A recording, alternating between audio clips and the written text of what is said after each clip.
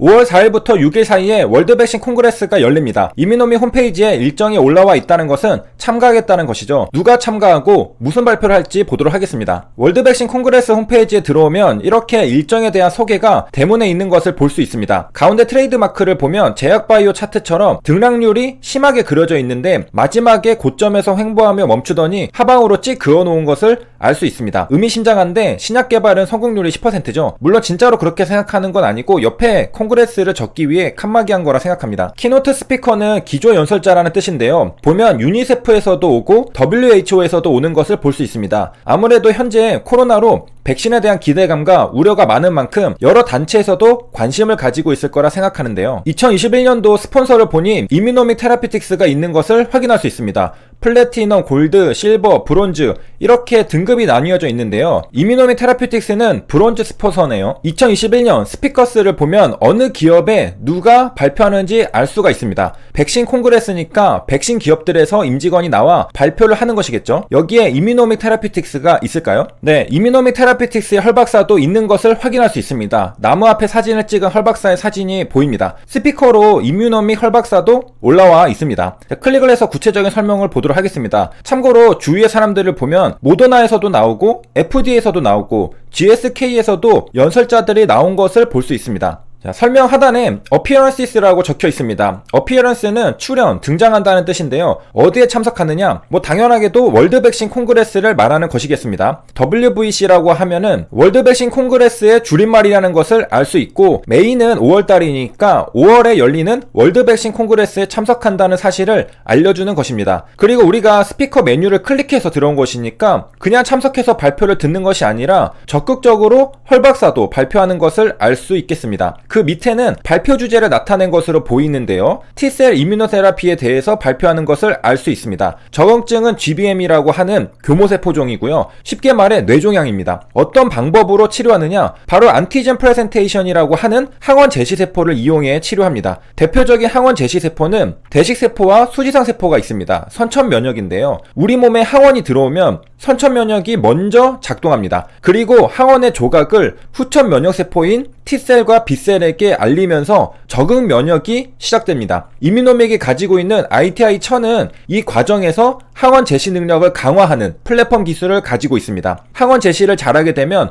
T세포가 적군을 더 잘 인지할 수 있고 면역 반응을 일으킬 수 있을 겁니다. 이뮤노믹은 이런 작용 기전을 통해 백신을 만드는 백신 기업입니다. 백신이라는 것도 항원을 먼저 우리 몸에 넣어주어서 앞으로 미래에 혹시 쳐들어올지 모르는 항원에 대비하는 것이죠. 적응 면역을 미리 일깨워 놓는 것입니다. 후천 면역은 선천 면역에 비해 반응 속도가 느리기 때문에 미리 무장시켜 놓는 개념이라고 보면 되겠습니다. 강력한 면역인 만큼 반응 속도가 느린데 미리 무장해 놓지 않으면 준비 다 끝내고 출격하려고 할 때 우리 몸은 이미 박살나 있을 수 있겠죠. 그걸 대비하는 게 백신입니다. 코로나를 예로 들면 코로나가 우리 몸을 박살내기 전에 백신을 통해 미리 준비하는 개념입니다. 위에 깨알 글씨는 이뮤노믹에 대해 설명해주고 있는데요. 최근에 7,700만 달러 자금을 조달했습니다. 바로 HLB가 돈을 넣었는데요. 하나로 약 800억 원이 됩니다. 설명란에도 HLB 이름이 등장하는 것을 볼 수 있습니다. 미국 기업에 투자하는 한국 기업이 되었다는 것에 가슴이 웅장해집니다. 세계로 뻗어나가는 K바이오죠. 2020년 HLB의 사업보고서를 보면 종속기업에 이뮤노믹 테라피틱스가 있습니다. 자금 유출 거래를 보면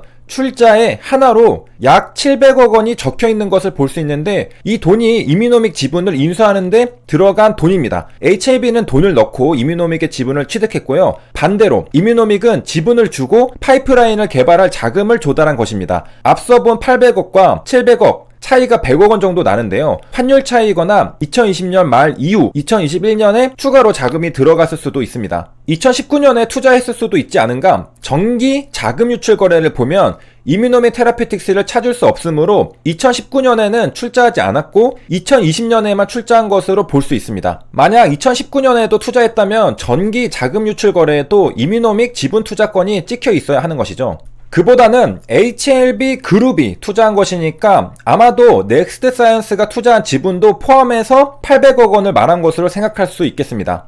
계열 회사 간의 개통도를 보면 넥스트 사이언스가 3.67% 투자한 것이 있습니다. 아마 HLB 주주님들 중에 넥사도 이뮤노믹 투자했다는 사실을 모르신 분들도 더러 계셨을 것 같은데요. 저도 깜빡한 건지 아무튼 몰랐습니다. 엘생도 들어가지 않았는데 넥사는 들어갔습니다. 이렇게 넥사는 LB와 함께 이뮤노믹 지분을 가지고 있습니다. 최근에 넥스트 사이언스 주가가 급등하고 진양고 회장의 특수관계인이 매수하고 진양고 회장도 뉴스기사를 통해 매자닌을 통해 넥사 지분을 늘리겠다는 계획이 언급되기도 했습니다. 그래서 최근에 넥사를 잘 키워보려고 하는 것 아니냐, 제2의 HLB로 키워보려고 하는 거 아니냐, 이런 분석과 추측들이 많이 있었습니다. 그런 넥사가 이뮤노믹 지분을 가지고 있다는 것은 콤부차 회사의 지분을 인수해서 키운 것처럼 이뮤노믹도 기대가 되니까 넥사가 가지고 있는 게 아니냐 생각할 수 있습니다. 물론 엘생은 유상증자 사용 목적에 따라 자금을 사용해야 돼서 이뮤노믹 지분을 인수하지 못했을 수도 있습니다. 아니면 단순하게 그 당시 엘생은 돈이 없었고 넥사가 여윳돈이 있어서 들어갔을 수도 있고요. 아니면 넥사의 파이프라인과 이뮤노믹의 파이프라인이 시너지가 날 수 있어서 그럴 수도 있고요. 다시 돌아와서 정리하면 이뮤노믹의 HLB 그룹에 지분 투자가 들어갔는데요. HLB가 41%, 넥스트 사이언스가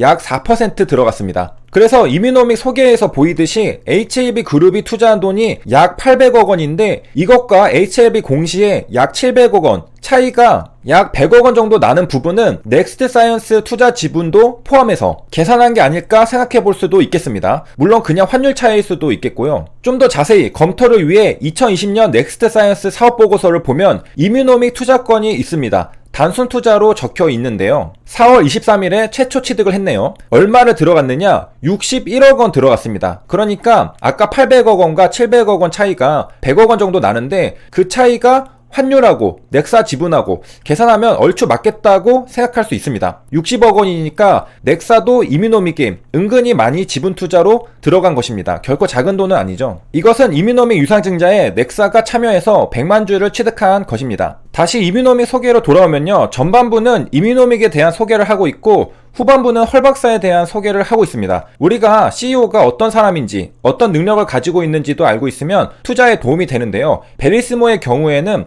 회사 구성원이 킴리아 개발자라는 것만으로도 엄청난 밸류에이션을 받은 것을 알 수 있습니다. 신약 개발은 기술과 인재가 다라고 해도 과언이 아닐 정도입니다. 헐 박사는 멀티플 페이션츠, 즉 여러가지 특허권을 가지고 있습니다. 유전자 면역과 관련한 특허를 가지고 있는 건데요. 이뮤노믹의 파이프라인과 직접적인 관련이 있는 특허인지는 모르겠으나 특허를 냈다는 건 새로운 것을 발견했다는 것입니다. 그리고 특허를 낼 만큼 관련 지식을 가지고 있다는 증거입니다. 연구를 하다 뭔가 발견하면 특허부터 내고 보는 것이죠. 현재 엘레바의 이사로 합류하고 있는 리버세라닙의 아버지 폴첸 박사도 리버세라닙의 물질 특허를 가지고 있었죠. 결국 리버세라닙이라는 신약의 탄생은 물질 특허에서부터 시작되었습니다. 새로운 물질이 만들어지고 개발이 진행되어 시판까지 가는 것입니다. 헐 박사도 어떤 특허를 가지고 있는지 정확히는 알 수 없으나 향후에 폴첸 박사처럼 잠재력을 가진 특허일 수도 있고 이러한 특허를 이뮤노믹은 이용할 수 있습니다. 세 줄 요약입니다. 5월 4일부터 6일까지 월드 백신 콩그레스가 개최됩니다. 스피커에 이뮤노믹 헐 박사가 있던 것으로 보아 이뮤노믹의 헐 박사도 발표자로 참석합니다. HLB가 이뮤노믹에 투자한 것은 7,700만 달러로 하나로 약 800억 원을 투자했습니다. 그리고 넥사도 지분 4%로 60억 원 투자한 것을 살펴봤습니다.